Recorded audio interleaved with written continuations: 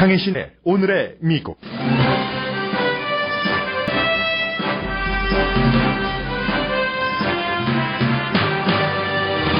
공화당은 이틀째 전당대회에서 도널드 트럼프와 마이크 페이스 인디아나 주지사를 대통령과 부통령 후보로 지명했습니다.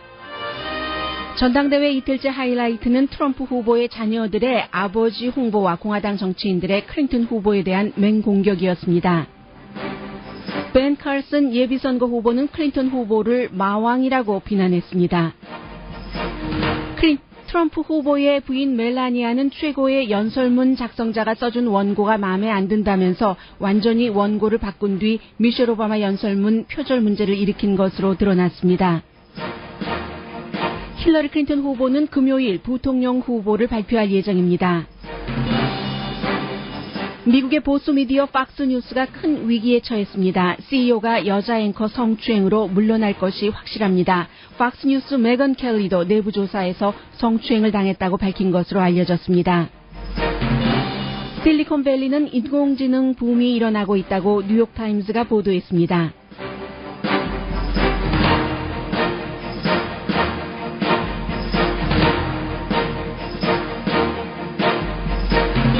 여러분 안녕하십니까? 오늘의 미국 강혜신입니다. 어제 미국에서는 2016년 공화당 전당대회 이틀째에서 아무도 일어날 것을 예상하지 못했던 그런 일이 일어났습니다. 도널드 트럼프라는 정치 경력이 주 단위에서도 시 단위에서도 한 번도 없었던 비즈니스맨이 공화당의 그 대통령 후보로 공식적으로 이제 그 지명이 됐습니다. 폴 라이언 하원 의장이 지명을 했고, 그 전에 이제 어제는 뭐 그제부터 시작이 됐지만 그 가족들의 일부분의 그 잔치였기 때문에 마다들이 그 아버지를 그 대통령 후보로 이렇게 소개하는 장면도 있었습니다.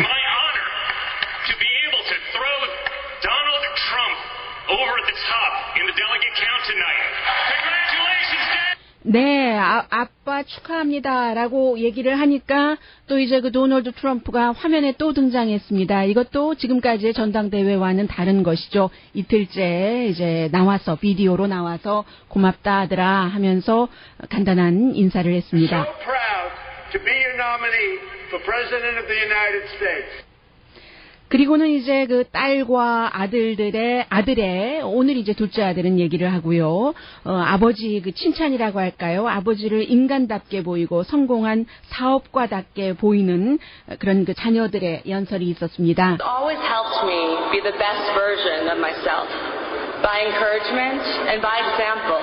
He motivates me to work my hardest and to always stay true to who I am. 아버지가 이제 용기도 주고 언제나 도대체 내가 누구인지 내 자신을 찾아갈 수 있도록 어떤 그 동기도 부여하고 뭐 모델도 돼주기도 하고 하는 그 탈 티파니의 얘기였고, 그리고 이제 아버지가 대통령 후보로 됐습니다 하고 축하한 그 맏아들 그 도널드 트럼프 그 주니어가 아버지가 정말 나의 멘토였고, 뭐 책당 뒤에 뭐 지저분하게 뭐 숨기는 것도 없고, 뭐 있는 그대로의 사람이라는 것을 얘기를 하면서 보통 사람들과 같이 뭐 일하고 어울리고 한다는 그런 부분들도 얘기를 했습니다.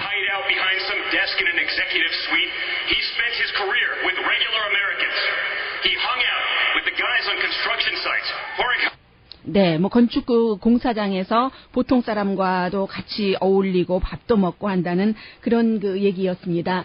그 뒤부터는 이제 그 본격적으로 공화당의 여러 사람들이 힐러리 클린턴 후보를 공격하기 시작했는데, 크리스 크리스티 뉴저지 주지사가 힐러리 클린턴은 본인을 위해서 본인의 그 비밀을 그 감추고 지키는 데만 급급하지 미국 사람들을 위해서 그런 일을 하지 않는다고 얘기를 했고, 뒤이어 등장한 연사들도 다 마찬가지 주장을 했습니다. Shall say no.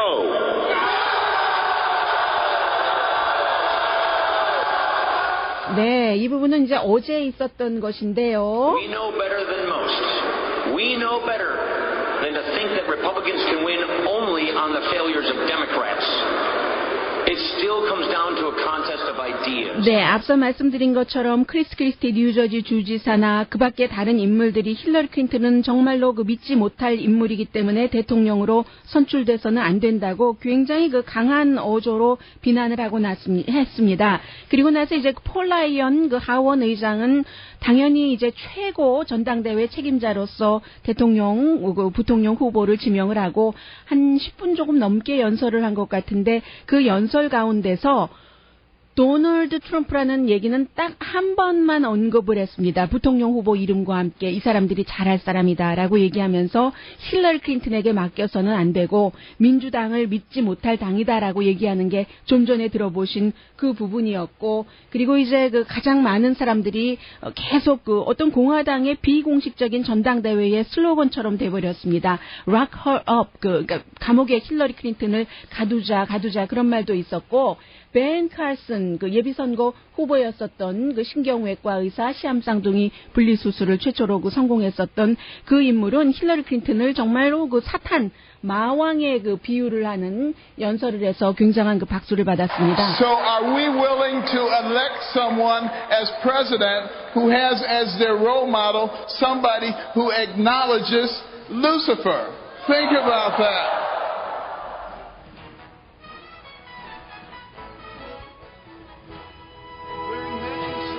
네, 루시퍼라고 얘기를 하죠. 미국이 신에 의해서 그 건국된 나라고 그런 것들을 미국이 삶에서 신을 계속 가까이 하지 않으면 가시 결국은 미국을 떠나버리고 말 것이고 미국은 축복받지 못하게 될 텐데 그것은 우리의 책임이다. 도널드 트럼프는 이런 문제를 잘 이해하고 있는데 힐러리 클린턴은 그가 좋아하는 사람이나 여러 가지 그 성향을 보면은 그야말로 사탄이다. 그 마왕과 마찬가지다라고 얘기를 했습니다. 그러니까 결국은 그 폴 라이언 그 하원 의장이 공화당을 좀 그 단결해 보려고 하는 것이 대통령, 부통령 후보를 지명만 하는 것이 아니라 단합이 사실은 모든 그 전당대회의 기본적인 것이잖아요. 그런데 이제 그런 것들이 없었습니다. 일단 그 멀리서 그 제가 전체적으로 그 전당대회를 지켜본 모습은 이랬고 현장에서 더 가깝게 그 안에서 그 전당대회를 지금 체험하고 계신 뉴욕 시민참여센터의 김동석 상임이사 연결됐습니다. 안녕하십니까? 네네, 안녕하세요. 네, 어떠셨어요? 어제는 그렇게 말씀을 해주셨는데요. 첫날이 반쪽짜리였다, 굉장히 어수선했다 했는데 이틀째는 좀 어떻게 보셨습니까? 현장에서는요? 예, 이틀째 그 대회장 안은 사람들이 많이 좀 찼습니다. 이틀째 보고요. 그 다음에 두 번째는 그럼에도 불구하고 다른 때의 전당대회 참가했던 거에 비교해 볼 때에는 이 전당대회는 후보를 중심으로 후보를 일단 대통령 만드는 일을 수행을 해야 되는데 아직까지 이 공화당 안에서의 트럼프의 위치나 위상이 둘째 날 지나면서까지는 만들어지는 데는 좀 부족했다. 이런 그 인상을 받았습니다. 어제는 사실은 첫날은 전당대회를 진행하기 위한 룰을 만들어내고 거기에 대의원들로부터 동의를 얻는 거였었다면 두 번째 날은 그 룰에 의해서 각 주에서 온 델리게이트로부터 후보를 지명하는 최종 그 추인을 확정짓는 건데요. 그래서 폴 라이언도 나오고 미치 매코넬도 나오고 그랬는데 말씀하신 것처럼 공화당 지도부가 각 스테이트에서 온 델리게이트들한테 대통령 후보로 또 부통령 후보로 이런 사람들을 우리가 인정을 한다라는 거를 스테이트 바이 스테이트 다 물어가면서 나중에 그걸 완전하게 그 대통령 후보로 만들었지만 이 대통령 후보를 중심으로 이제 이게 대통령이 돼야 된다라는 데에 공화당 지도부가 내놓는 거는 좀 인색했다. 이게 그 현장 안에서의 분위기였습니다. 말씀하신 것처럼 오히려 나온 스피커들이 다들 하나같이 자기 대통령 만드는 것보다는 상대 후보가 되면 안 된다. 상대 후보가 이러이런 문제가 있다라고 네거티브한 거에 집중했기 때문에 오늘 이제 공화당에서 내놓은 구체적인 아젠다를 가지고서 발표를 하고 이거를 대의원들한테 인지를 시키는 과정 속에서 얼만큼 대통령 후보를 중심으로 분위기를 만들어낼지는 좀 궁금하다고 봅니다. 네, 어제가 미국을 다시 이제 일하게 만든다, 뭐 이런 American Work Again이라는 그런 슬로건이었는데 전당대회에서 물론 상대 후보를 비난하는 것은 있지만 민주당의 힐러리 클린턴 후보를 범죄자처럼 취급을 했잖아요. 제일에 가둬야지 된다, 이런 얘기들을 많이 했는데 실제로 공화당 대의원들 가운데서도 이것은 좀 지나친 게 아닌가. 갔는가, 이슈는 어디 갔는가, 뭐 경제에 대해서 한마디도 들을 수가 없었어요. 혹시 그 공화당 내부에 그런 지적은 없었는지요? 사실 첫날 오후에 플랫폼이 나왔습니다. 이번 RNC에서 내놓는 정책이나 아젠다나 이슈가 나오긴 나왔는데 이거에 관해서 새롭게 언급하는 것이 둘째 날에 기대를 많이 했는데 사실 누구도 이걸 가지고 언급하지 않고 그냥 넘어갔기 때문에 오늘 이 부분에 대해서는 기대를 많이 하고서요. 두 번째 많은 논평이 나오는 걸 안에서 나오는 걸 보면은 어차피 이 미국의 새로운 무슨 아이디어를 가지고 트럼프가 나온 게 아니기 때문에 상대방을 가지고서 선거를 해야 되는 거 아닌가라는 걸로 이해를 해야 되지 않나. 이게 지금 세 번째 날 오전까지 전당대 뉴스레터에 나오는 이 평가입니다. 네, 지금 김동석 뉴욕 시민참여센터 상임이사가 얘기해 주신 도널드 트럼프 자체가 새로운 아이디어가 없기 때문에 클린턴 비난을 갖고 갔다 한다는 그 새로운 아이디어라는 게 정책이라는 우리 단어로 그대로 빗대봐도 되는 것 아닌가요? 정책? 그렇죠. 지금 이 정도 되면은 전당대회장에서 텍스는 어떻고 트레이더가 어떻고 잡을 더 많이 해서는 어떡하고 이런 것들이 나름대로 미들 클래스 강화시키기 위해서는 어떻고 이런 아이디어들이 막 쏟아져 나와야 되는데 이게 이제 이번에는 그런 것들이 없으니까 이게 무슨 새로운 아이디어가 앞으로 4년 동안 만약에 짓고 나면 뭘 어떻게 할 건가라는 거에 대해서는 좀 공허하다라는 게 공통적인 의견이죠. 네, 어제 그리고 아들과 딸, 어머니가 다른, 아버지는 같은 그런 아들과 딸이 아버지가 너무 좋다. 딸은 또 킨더가든에서부터 성적표를 다 갖고 있어요. 아버지가 그 성적표에다가 아주 달콤한 스윗한 노트를 써주셨기 때문에 이런 것들을 부각시켰을 때 아버지로서는 참 좋다. 연설들도 아들, 딸들이 잘했다 하는 것을 공감을 했거든요.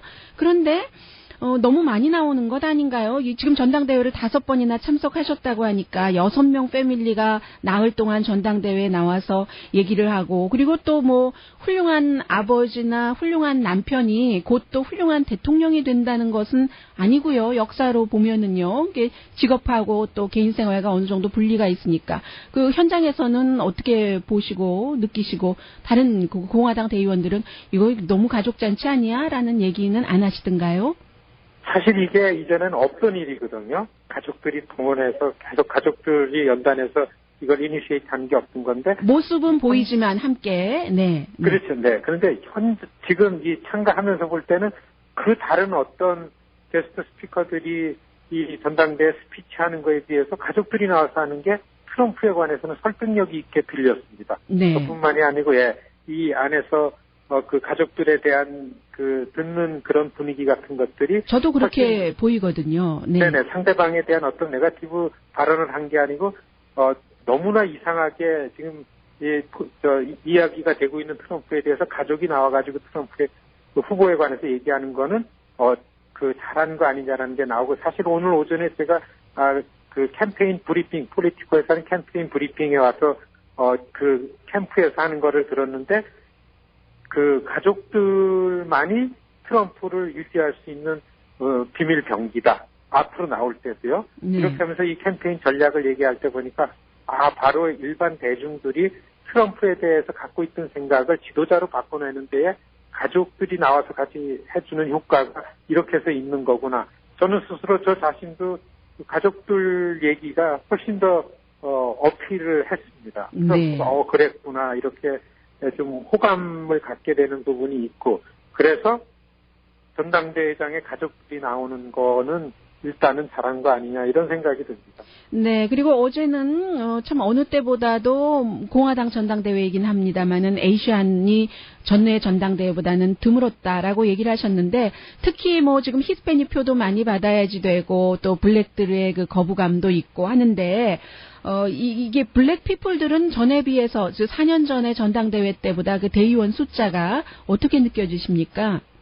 정말 축소됐습니다. 그래서 그걸 사실 오늘 캠페인 브리핑에 제가 캠프에다 물어봤는데 네. 이제 이 캠페인 전략을 가지고 할 때 그건 지금 아무 중요하지 않다. 왜냐하면은 지금 앞으로 대통령이 되는 데 있어서 트럼프가 갈 길은 5개, 6개 주 적어도 유권자나 일반 인구도 80% 이상 백인들이 있는 주에서만 이기는 게 목표이기 때문에 우리는 그 부분에 대해서 신경을 쓸 겨를이 없다. 이제 이런 캠프에 있는 사람이 얘기를 하는 걸 들었습니다. 그러면 전체적으로 미국 전국적으로 대의원을 뽑는다는 게 그 지역의 대표자를 뽑는 것인데 그럴 때 그 블랙이나 다른 인종적인 그 비율이나 안배 같은 것은 우리는 신경을 쓸 여유가 없다라는 얘기였습니까? 그쪽에서 들은 답변이요? 어차피 트럼프 지지자 구성이 이 플로어에 나오는 거 델리게이트하고 얼터네이티브 그 델리게이트하고 예비 델리게이트 플로어에 가는데요. 네, 숫자가 뭐 거의 같더군요. 네. 예, 예비 델리게이트들 중에서는 본 대의원은 선출직이라서 주로 백인이 됐다 하더라도 예비 델리게이트는 이 칼라를 위해 가지고서 이 분위기들을 위해 가지고 웬만하면 다 예비 델리게이트는 마이너리티 선정에서 많이 있었는데 이번에는 그게 너무 다릅니다. 네. 예, 아시안도 그렇고 블랙도 그렇고 이 플로어에 보면은 이 마이너리티가 없는 게 특징인데 그걸 가지고 볼 때는 이 트럼프의 지지 이 바운더리에 우리가 설 자리는 뭔가라는 고민을 하지 않을 수 없게 이제 지금 저는 사실 그런 심정이 좀 굉장히 헉하게 와닿습니다. 네, 뉴욕 시민참여센터 김동석 그 상임이사가 5번이나 그 전당대회를 참여하고 가슴이 먹먹할 정도라고 지금 말씀을 해주셨고 오늘은 뭐 부통령 후보 연설하게 되겠죠? 그렇습니다. 이제 오늘은 이슈에 관해서 언급이 될 거라고 하는데 기대를 좀 해보고 두 번째는 그 경선에 나왔던 마르코 루비오라든지 이제 테드 크루즈라든지 이렇게 나와가지고서 얼마나 적극적으로 이제 트럼프를 지지하는 언급을 하는지도 관건이겠고요. 네, 어제 사실 시네코느라고 폴 라이언이 트럼프에 좀 삐진 사람처럼 그 연설을 했습니다. 트럼프 얘기 안 했어요. 자신의 아젠다를 얘기를 했어요. 하원 의장이. 네. 네네. 그래서 오늘 아침에 캘리포니아 지역구 갖고 있는 머저리티 리더인 케빈 메카티 브리핑에 제가 와가지고 직접 안면 있고 물어보고 그랬는데 솔직히 그런 얘기를 하더라고요. 트럼프 캠프하고 공화당 아젠다하고서 식사거리 아직 좀 있는 거는 뭐 숨길 수 없는 거 아니냐.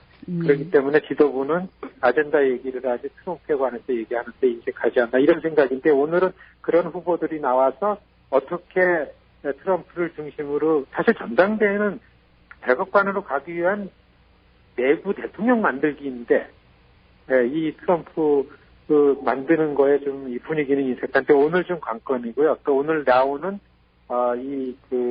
브리핑에서 나오는 뉴스에 나올 건데 이 경제 이슈라든지 가치 이슈라든지 특히 이미그레이션 리폼에 관련해서 어느 정도까지 리밋을 익스텐드 할지 이런 것들이 좀 주목거리라고 보겠습니다. 네, 오늘 저는 뉴트 깅그리치 전 하원 의장도 나오나요? 관심 있는데요. 네, 그렇게 오늘 이제 등장이 되겠는데. 네, 한번 체크해보죠. 뉴욕 시민참여센터 김동석 상임이사였습니다. 오늘 말씀 잘 들었습니다. 네, 안녕히 계십시오.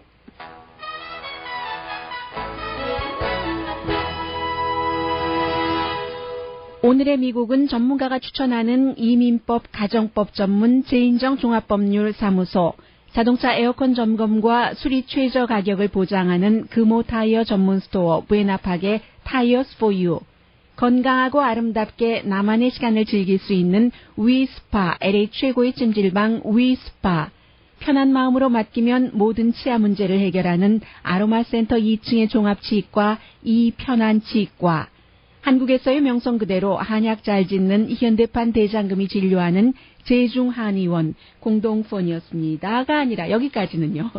여기까지 공동후원이었고 왜 지금 그 후원입니다라는 말씀을 실수를 했는가.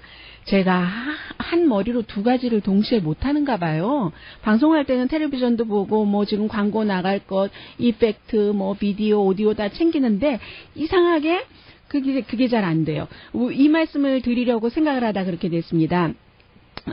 그 인터뷰 과정에서 제가 훌륭한 아버지나 훌륭한 남편이 훌륭한 대통령이랑 뭐 꼭 일치하는 것은 아니지 않습니까라는 말씀을 잠깐 드렸는데 이게 제가 휴가 때 그 EH카의 What is History? 역사란 무엇인가를 다시 읽으면서 여러 가지를 생각하게 됐는데 그 역사가의 역할과 방송인의 의무라고 할까요? 이런 것을 대비해 보게 됐는데 그 가운데서 이런 얘기가 나옵니다. 아주 정말로 훌륭한 아버지나 남편이나 예를 들어 영국의 헨리 8세라든가 아인슈타인이라든가, 아인슈타인 같은 사람은 인간적으로 정말 거의 결점이 없는 사람이었다고 하잖아요. 그런데 만약에 아인슈타인이 인간적으로 결점이 많았다고 해서 그가 이뤄놓은 업적이 아니라고 할 것인가? 그것은 아니라는 거죠. 그래서 역사가가 역사를 기술할 때는 그 사람이 개인적인 문제 때문에 그 일을 수행하는 데 있어서, 대통령님은 대통령, 그 개인적인 문제로 그것을 수행하는 데 큰 해가 됐다면 그 사람을 욕해야지 되지만, 그 대통령으로서 그렇지 않은 경우는 이건 분리를 해야지 된다. 그게 이제 미국에서 뇌물수수 같은 거 한다던가 이럴 때도 조사할 때 첫 번째로 그러잖아요. 누구를 하이어했다 하더라도 이게 개인적인 연관관계로 이해관계가 있어서 그런 거 아닌가를 보고 있는데, 그런 뜻에서 말씀을 드렸던 겁니다. 훌륭한 아버지고 한 것은 사실이지만 그게 대통령이 되는데 훌륭한 조건이 될 수도 있겠지만 직접적으로 어떤 연관이 있는가. 지금 전당대회는 이 사람이 대통령이 되면 미국 유권자에게 무엇이 좋은 것인가라는 것을 밝혀줘야지 되는 거잖아요. 이제 그런 자리에서 남편이나 아버지로서 좋은 사람이라는 것은 많이 부각이 됐지만 공식적인 게 좀 덜 부각된 것이 아닌가 하는 그런 뜻에서 말씀을 드렸습니다. 잠시 뒤에는 전문가 말을 들어야지 될 때도 있고, 참고만 해야지 될 때도 있고, 무시해야지 될 때도 때로는 있기는 합니다만은, 지금 미세스 트럼프가 전문가의 말을 깡그리 무시했다가 미셸 오바마 연설문 표절 의혹을 지금 받게 됐다는 내용을 포함해서 미국 뉴스 전합니다.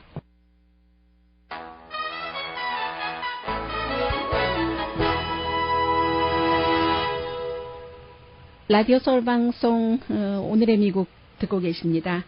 네, 참 미국의 대통령이 누가 되는가는 그런 것들은 일반 사람들로서는 사실은 경제가 어떻게 될 것인가 이런 것들 때문에 가장 궁금하기도 하고 중요하기도 하고 한 것 아니겠어요? 경제 정책이 어떻게 될지 상당히 궁금한데 어제 그런 얘기가 전혀 없어서요. 보면은 전당대회에서 힐러리 클린턴에 대해서 87번을 얘기를 하고 힐러리라는 말이 그만큼 나왔고 클린턴 70번 나왔고 잡은 그에 비해서 24번밖에 언급되지 않았습니다. 전체적인 연설문을 보면은 연사들이 그렇게 했다는 얘기가 되고요. 그리고 민주당인가요? 아니죠. 도널드죠. 도널드에 대해서 59번 나온 그런 때였습니다. 그리고 이제 힐러리 클린턴 후보도 당연히 이제 부통령 후보를 지명을 해야지 되겠죠. 지금 공화당의 부통령 후보가 마이크 펜스가 만약에 이제 두 사람이 대통령과 부통령이 된다면 역사상 가장 영향력 있는 부통령이 될 것이다라고 얘기하는 사람들이 많습니다. 지난번에 조지 부시 대통령이 됐을 때도 물론 텍사스 주지사는 했지만 그 사람이 정치인으로서 빡빡하게 그런 일정을 살았던 사람도 아니고 해서 딕 체니라는 부통령, 아버지 시절에 바로 아버지의 아주 오른팔이었던 그 사람을 부통령으로 나서 역사상 가장 중요한 부통령이 될 것이다라고 했고, 실제로 역사상 좋은 면으로나 나쁜 면으로나 중요한 부통령으로 기록이 된 게 사실입니다. 그런데 이제 이번에도 비슷하기도 하고 조금 다르기도 하지만 비슷하다고 하면은 조지 부시가 굉장히 싫어하겠네요. 이제 도널드 트럼프가 싫어서 결국은 전당대회조차도 미국 최고의 공화당 엘리트 패밀리가 가지 않았는데, 도널드 트럼프가 정치에 대해선 비즈니스적으로 성공한 것도 있고, 가족들이 얘기하는 좋은 아버지, 좋은 남편, 첫 번째 날 부인도 그랬잖아요. 아주 훌륭한 남편이라고. 그렇죠. 세 번째 부인에게 현재 훌륭한 남편이고, 그 전에 결혼해서 또 부인들한테 얘기해보면 어떤 얘기가 나올지는 모르겠습니다만은, 그런 가정적으로는 패밀리맨이다라고 가족들이 얘기를 하고 증언을 할 수가 있지만, 이 정치에는 아무런 그 경력이 없으니까는요. 그래서 이제 마이크 펜스라는 하원 의원도 오래 하고 뭐 상원 의원도 하고 있었던 인디아나 그 주지사가 가장 영향력이 높은 그런 이제 그 부통령이 될 것이라는 얘기를 많이 하고 있고요. 그러니까 힐러리 클린턴도 마찬가지예요. 저는 올해처럼 이렇게 부통령 후보가 늦게 결정되는 해를 별로 보지 못했는데요. 힐러리 클린턴 후보도 다음 주 월요일부터 이제 그 민주당의 전당대회가 시작이 되는데 이번 주 금요일에야 이제 공화당 전당대회 끝나기 기다리는 거죠. 그때까지는 뉴스가 다 이제 그쪽으로 몰리니까. 물론 힐러리 클린턴이 첫날 공화당 전당대회가 오하이오주 클리블랜드에서 그 치러질 때 신시내티에서 어떤 행사를 치렀습니다만 그때는 뭐 이렇게 그 스포트라이트를 훔치려고 그랬었던 의도 같지는 않고 원래 아주 오래전에 기획됐었던 그런 이벤트에 참여를 한 것이고 내일까지는 이제 그 공화당이 초점을 받는 언론의 그 초점을 받는 날이기 때문에 예의상으로나 그리고 뭘 해봐도 별 초점을 받지 못하니까 금요일에 바로 전당대회를 치르기 이틀 전 그 주말 금요일에 부통령 후보를 발표를 할 텐데 지금으로서는 뭐 두 사람 정도가 지금 그 거론이 되고 있고요. 금요일에 이제 여러분들께 알려드리겠습니다. 한 사람은 이제 전 그 해군 그 어드마이어럴이었던 인물이고 또 다른 사람은 이제 그 상원 의원이요. 팀 케인 상원 의원인데 힐러리 클린턴은 그 플로리다주 템파에서 아마 발표를 할 예정인가 봅니다. 팀 케인이 그 버지니아주 민주당이고요. 또 탐 빌색 그 지금 그 농림부 장관 현 농림부 장관 쪽으로도 좀 기울고 있다는 얘기도 들리고 왜냐하면 전 그 해군 그 제도 같은 경우는 뭐 이 사람이 그 좀 그 스캔들 같은 것들이 있었는데 그 스캔들 가운데서 그게 아무렇지도 않을지 모르겠습니다만은 힐러리 클린턴 그 후보 진영에서는 굉장히 큰 것이라고 생각됩니다. 전에 이제 역시 그 군에서 그 중요한 위치에서 일할 때 나토에서도 일하고 했으니까는요. 나토 그 일정 부분 그 사령관도 하고 했는데 젊은 나이인데도 불구하고 그 프랑스의 유명한 그 와인 지역에서 와인 파티 그것도 그 그냥 평범한 게 아니라 굉장히 그 화려한 와인 파티에 와이프가를 가게 하면서 군용기를 와이프에게 보냈다. 그러니까 뭐 한국에서 군 장성이 뭐 아주 정말로 그 번들번들한 그런 자동차를 운전기사가 달린 자동차를 와이프 어디 그 와인 파티 하는데 보냈다. 뭐 이런 거나 마찬가지예요. 그래서 나중에 뭐 이슈가 되고 했었던 그런 인물인데 지금으로서는 어쩌면 농림부 장관이나 그 상원의원 쪽으로 많이 기운 것 같고요. 도널드 트럼프 후보를 어젯밤에 기다렸었던 어젯밤인가요? 그제밤에 기다렸었던 사람들은 굉장히 실망을 했는데 아침이요. 그러니까 어제 아침조차에 트럼프가 나올 것이다 했는데 사실은 그 비밀리에 아무에게도 알리지 않고 이미 이 그 오하이오주를 떠나버린 거예요. 왜냐하면 급했던 겁니다. 돈이 너무 모이지 않아서 힐러리 클린턴 후보는 돈 걱정은 없잖아요. 지금 신뢰도 걱정만 있을 뿐이지. 그래서 힐러리 클린턴과 이 도널드 트럼프의 그 선거 자금 모은 것이 도저히 그 비교하기가 어려운 그런 그 정도의 차이가 나고 있거든요. 힐러리 클린턴이 어떻게 됐습니까? 지금 그 5월 달에 4,200만 달러를 모았는데 도널드 트럼프는 130만 달러만 모았을 뿐입니다. 그러니까 아침에 그 기업인들 뭐 경제 이런 것들 때문에 어제 경제 이슈 하나도 얘기 못했지만 뭐 뭔가가 있을까 하고 기업인들도 바쁜데 다 그 오하이오주 클리블랜드에 가서 트럼프 얼굴 한번 보려고 뭔 얘기 하나 들어보려고 기다리고 있는데 끝까지 도널드 트럼프가 나오지 않았다는 얘기입니다. 다른 곳에 기금 모금을 하러 간 거죠. 그만큼 지금 급하게 된 것이고 그리고 이제 그 멜라니아 트럼프의 경우에는 원래 두 사람이 멜라니아 트럼프가 남편을 소개하는 그 연설문을 쓰기로 해서 이 두 사람이 한 달보다도 더 전에 연설문을 이제 뭐 돈 받고 써줬겠죠. 건네줬답니다. 그런데 이 두 사람이 누구냐면 내용은 기억나지 않지만 저도 참 인상적이었었던 연설인데 조지 부시 대통령이 되자마자 9.11 사건이 나서 그렇게 미워했잖아요. 빌 클린턴을 아버지를 눌렀다고 그런 것까지 포함해서 그런데도 전 대통령한테 딱 전화 걸어서 조언받고 9.11 그것에 대해서 연설을 할 때 그 연설문 같은 것 굉장히 좋았습니다. 그 연설문을 공동으로 작성한 두 사람에게 이번에 그 멜라니아 그 트럼프 캠프에서 멜라니아 트럼프가 말할 연설문을 좀 써달라고 해서 써줬답니다. 겁니다. 그런데 이 두 사람이요, 멜라니아가 얘기할 때 보고, 우리가 써준 게 전혀 아니네.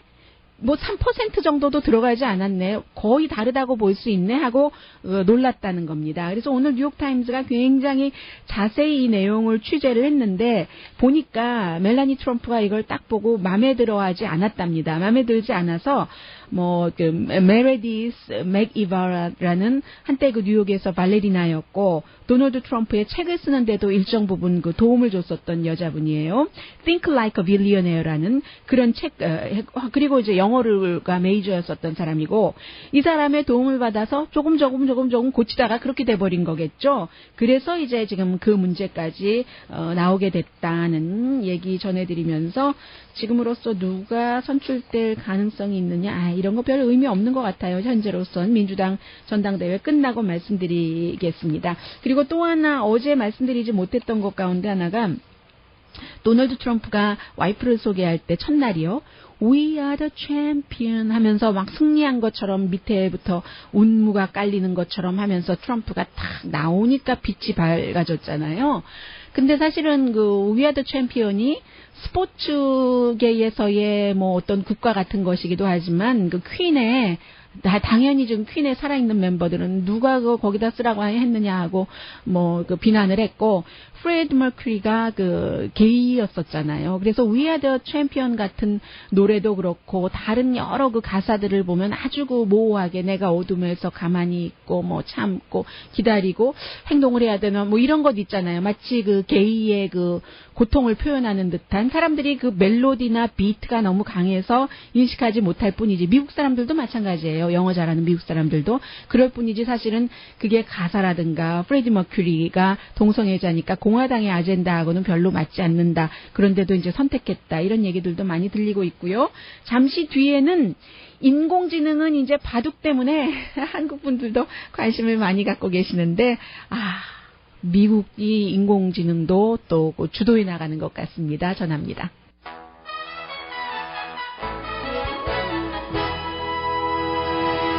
라디오 서울 방송 오늘의 미국 듣고 계십니다. 인공지능 시대에 살고 있어요. 우리가 지금 쓰고 있는 애플의 뭐 아이폰이라든가 삼성의 또 뭐 LG의 여러 가지 그 스마트폰이 사실은 예전에 그 실리콘밸리에서부터 시작이 된 것이죠. 스티브 잡스가 그 오래전에 50년대 60년대 실리콘밸리에서 맨발 벗고 다니면서 사과만 먹고 다니고 어떤 때는 뭐 인도도 가기도 하고 뭐 채식주의자 하기도 하고 뭐 그랬던 것이 다 그곳에서 시작이 됐잖아요. 지금은 이제 인공지능이 그곳에서 그야말로 날개와 바퀴를 달고 여러 가지가 연구가 되고 하는데 뭐 한 40년 이상 실리콘밸리의 그 테크놀로지에 대해서 여러 투자가와 기업인들이 관심도 갖고 해서 소셜미디어가 나왔고 모바일 앱이 나왔고 해서 새로운 친구들도 모바일 앱으로 찾다가 뭐 그야말로 그 큰일을 당하는 사람들도 있고 상품이나 영화 리뷰도 하고 하잖아요. 인공지능과 그 로봇 날개 달리고 발 달렸다고 말씀드리는 것은 컴퓨터가 말하고 듣고 보고 이렇게 세상을 다니잖아요. 오늘부터 이제 그 로우 홈 임프루브먼트요. 홈디포와 같은 그 회사에서 인벤토리도 체크하고 또 사람을 무슨 물건을 원한다 그러면 안내도 걸어가서요. 장애물 다 피해가면서 걸어가서 안내도 해주는 그런 이제 로봇가 이제 하는데 이것도 역시 실리콘밸리에서 만들어진 것이고요. 보사노바 로봇이라는 회사, 보사노바 브라질 사람이 만들었나요? 그래서 이제 바코드도 다 인식을 하는 거예요. 재고 파악을 할 수 있으니까. 인공지능을 활용을 해서 뭔가를 연구하는 회사가 적어도 실리콘밸리에 지금 19개가 있답니다. 대표적인 게 이제 무인 자동차가 될 테고, 뭐 여러 가지 있지 않겠어요? 뭐 드론도 있고, 상업용 차도 있고, 그동안에 사실은 그 투자가 예전에 이게 처음이 아니래요. 실리콘밸리에서 인공지능을 했었던 것은 1980년도라고 하든가요. 70년도라고 하든가요. 그때도 한번 했다가 참 선조 앞에 길 닦아놓은 사람들이 있는 겁니다. 별 영광은 보지 못하고. 그러다가 최근에 5년 사이에 투자가 굉장히 붐이 일어난 것이에요. 2015년 인공지능에 대한 기금이 실리콘밸리에 들어간 게 6억 8,100만 달러. 2014년도에 1억 4,500만 달러였고 올해는 12억 달러. 지난해보다 76%나 늘어난 겁니다. 새로운 아이디어가 있으면 실리콘밸리로 쫙 몰리는데 좋은 아이디어가 날마다 나오는 게 아니잖아요. 아주 기다리고 있는 거죠. 그래서 스타트업 하는 회사에 되겠다 싶으면 이게 딱 투자를 하는데 소셜미디어 같은 경우는 2011년이 피크였다고 보거든요. 그리고 그 당시에 24억 달러를 투자 유치를 했고 현재 한 66개 소셜미디어 회사들이 있는데 올해는 투자가 2011년에 24억 달러에서 6,900만 달러로 많이 줄어들었습니다. 지난달에 이제 프로페셔널 이력서 같은 거 딱 해주는 링크드인이 마이크로소프트에 262억 달러에 팔렸고요. 물론 소셜미디어도 인공지능을 활용해서 페이스북이 지금 그렇게 하려고 하고 구글은 아마존의 에코라든가 애플의 시리와 겨루고 시리도 이게 사람 목소리를 인식하는 인공지능이 있는 거잖아요. 자동차 업계도 활용하려고 하고 마치 골드러쉬와 마찬가지다. 항공업계의 불황 같은 것을 이기고 실리콘밸리라는 데가 그 다음에 이제 전자제품으로 나갔다가 지난 수십 년 동안의 어떤 변화예요. 비디오 게임, 디지털 시계 같은 것, 90년대 퍼스널 컴퓨터, 그 다음에 이제 월드와이드 웹이 나와서 세계에서 인터넷을 통해서 무역하는 것이 확장이 됐고 이런 모든 것들이 실리콘밸리에서 일어나서 2007년도에는 모빌폰 이노베이션이 있었고 그랬는데 이것은 유럽이나 아시아 쪽으로 많이 갔어요. 그러다 다시 인공지능으로 인공지능도 처음 시작은 캐나다에서 했다고 하거든요. 그런데 이게 이제 지금 여기 실리콘밸리에서도 80년대에 시작을 했었군요. 실리콘밸리에서 지금 미래의 물결은 인공지능이다 하고 보는데 이번에는 1980년도에 잠깐 일어나려고 했다가 추운 겨울이 몇십 년 계속됐잖아요. 그런 겨울은 다시 돌아오지 않을 것이다 해서 80년대에 인공지능 막 개발하다가 실패해서 지금 안보회사 운영하고 있는 사람은 참 이게 다 타이밍이 있구나 하는 생각들도 한다고 들었습니다.